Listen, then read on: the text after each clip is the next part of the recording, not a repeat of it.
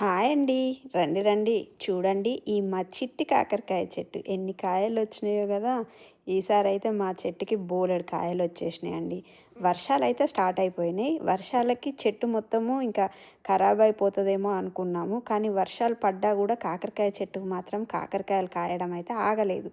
చూసారా, చెట్లు మొత్తం ఆకులు రాలిపోతున్నాయి, కానీ మా కాకరకాయ చెట్టు మాత్రము ఇంకా ఫ్రెష్గా ఇగుర్లు వస్తూ మళ్ళీ కాయలు అయితే వస్తున్నాయి.